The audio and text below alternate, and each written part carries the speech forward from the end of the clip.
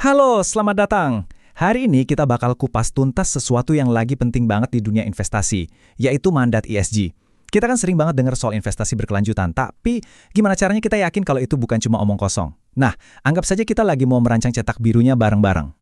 Oke, langsung aja kita bahas ya. Pertanyaan besarnya kan gini, gimana caranya kita ubah ide-ide bagus soal lingkungan, sosial, dan tata kelola atau ESG jadi sebuah strategi investasi yang beneran nyata dan bisa diukur? Gimana kita bisa tahu kalau sebuah perusahaan itu tulus, bukan cuma melakukan greenwashing, alias ya pencitraan seolah-olah peduli lingkungan padahal aslinya enggak. Nah disinilah peran sebuah mandat jadi penentu segalanya. Biar gampang, coba deh bayangin, mandat ESG itu kayak cetak biru atau blueprint sebuah bangunan. Sebelum kita bangun gedung, kita kan butuh rencana super detail yang nunjukin letak fondasi, dinding, sampai setiap kabelnya. Nah, mandat ESG itu fungsinya sama persis buat portofolio investasi Anda. Dia mengubah niat baik jadi serangkaian instruksi yang jelas, bisa dijalankan, dan yang paling penting, bisa diaudit. Sekarang ini ada pergeseran yang penting banget. Para pemilik aset atau klien itu udah nggak gampang terkesan cuma dengan filosofi manajer investasi. Mereka itu menuntut bukti. Jadi kredibilitas itu bukan lagi soal apa yang Anda yakini, tapi soal apa yang bisa Anda buktikan lewat tindakan nyata yang bisa dilihat langsung. ESG Aware Investment Mandat adalah lapisan penerjemah antara keyakinan dan eksekusi. Keyakinan ESG klien bersifat abstrak namun mandat mengubahnya menjadi instruksi yang jelas dan dapat ditegakkan. Dari mandat inilah, ESG diintegrasikan ke dalam keputusan investasi, konstruksi portofolio, dan stewardship. Jika ESG adalah apa yang diyakini klien, maka mandat adalah bagaimana keyakinan tersebut dijalankan. Klien biasanya menilai kemampuan ESG lewat 4 area kunci ini. Pertama, disiplin voting. Waktu ada RUPS, suara yang dikasih itu konsisten nggak sama kebijakan ESG-nya atau cuma simbolis doang? Kedua, aktivitas engagement. Dialognya sama perusahaan itu terarah, ada prioritasnya, dan kalau perlu bisa ditingkatkan tekanannya buat mendorong perubahan nggak? Ketiga, ini penting, bukti pengambilan keputusan. Bisa nggak manajer investasi nunjukin contoh nyata kapan faktor ESG itu benar-benar mengubah keputusan jual atau beli sebuah saham? Dan terakhir, proses penyaringan atau screening. Aturannya harus jelas dan terukur, bukan cuma daftar pengecualian yang samar-samar. Jadi, intinya tuh di sini. Kredibilitas ESG itu dibangun di atas dua hal, proses yang jelas dan transparan, plus bukti nyata kalau proses itu beneran mempengaruhi keputusan. Tanpa dua hal ini, ya semuanya cuma sebatas marketing. Baik, sekarang kita masuk ke bagian dagingnya nih, inti dari cetak biru kita. Ada 5 pilar atau 5 bagian esensial yang wajib ada dalam setiap mandat ESG yang solid.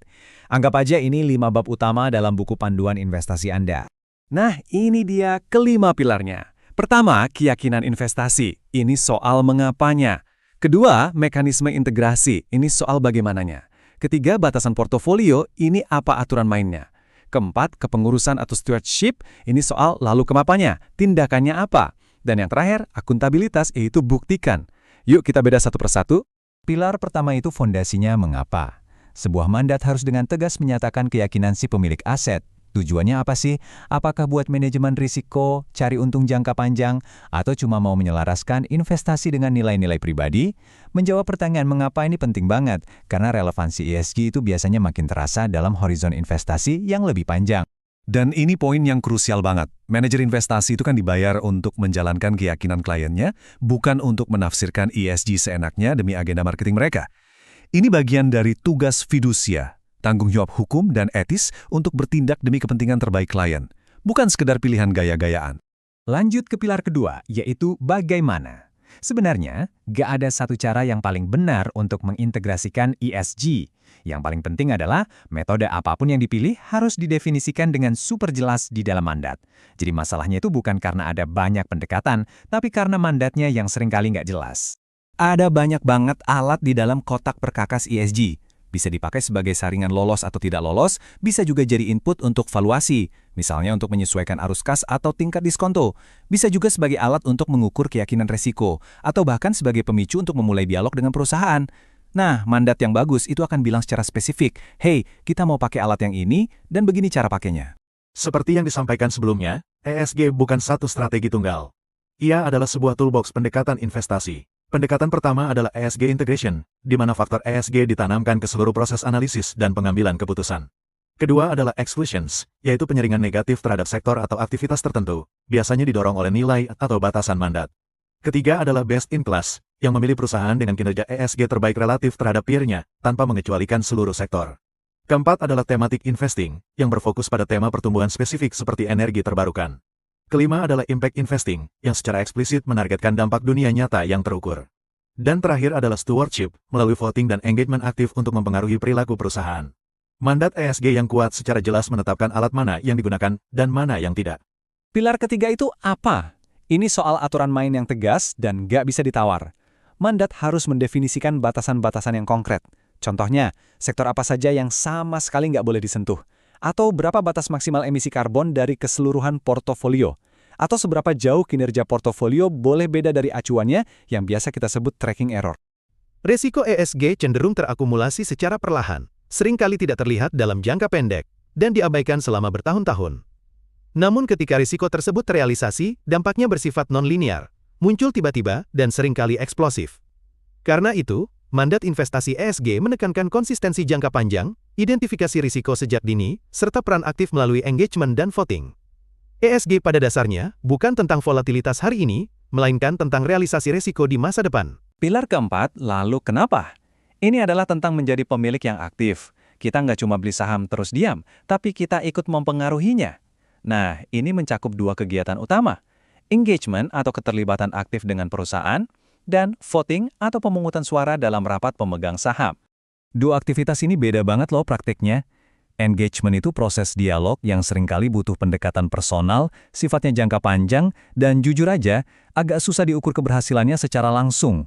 Sebaliknya, voting atau pemungutan suara itu adalah tindakan yang sangat konkret. Hasilnya bisa dilihat, bisa diaudit, dan jadi bukti keputusan yang jelas. Dua-duanya sama penting, tapi cara menilainya harus beda. Tolong ingat ini baik-baik. Rekam jejak pemungutan suara itu bukti yang paling jujur. Ketika ada mosi yang kontroversial dan situasinya lagi tegang, cara seorang manajer investasi memberikan suaranya itu akan menunjukkan keyakinan mereka yang sesungguhnya.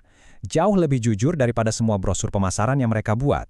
Dalam praktik ESG, tidak semua aktivitas harus dijalankan secara internal. Manajer investasi dapat mengalihdayakan eksekusi, seperti proxy voting, engagement, atau partisipasi dalam platform kolektif.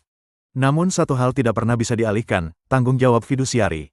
Mandat investasi harus menegaskan bahwa meskipun eksekusi dilakukan pihak ketiga, akuntabilitas atas keputusan, hasil, dan konsekuensinya tetap berada pada manajer investasi. Outsourcing eksekusi bukan berarti outsourcing tanggung jawab. Dan pilar terakhir, buktikan. Mandat yang kuat itu nggak berhenti di instruksi doang, tapi menuntut adanya bukti.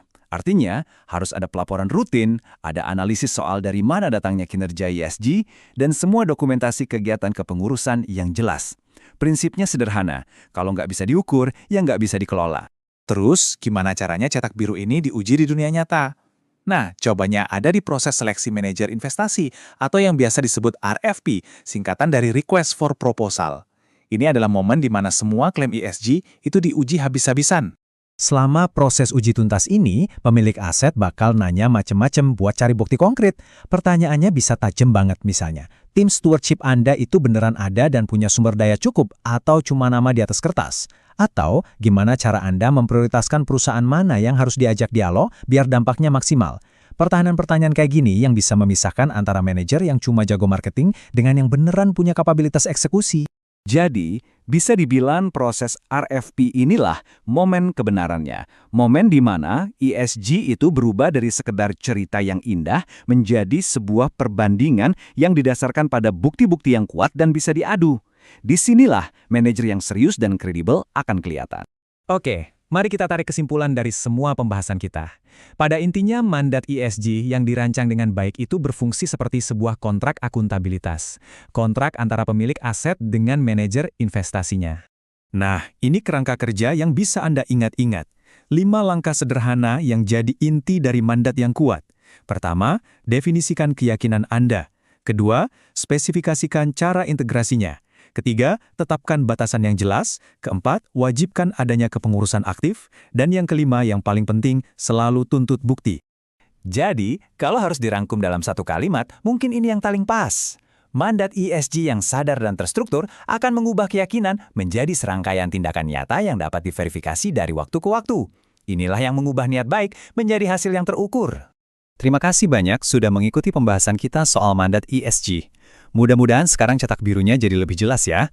Tentu kami akan kembali lagi dengan topik-topik menarik lainnya untuk kita bedah bersama. Kira-kira ada nggak bagian dari cetak biru ESG ini yang masih bikin Anda penasaran? Kalau ada, jangan ragu ya, langsung aja tinggalkan pertanyaan Anda di kolom komentar di bawah. Kami senang banget kalau bisa berdiskusi lebih lanjut. Sampai jumpa lagi.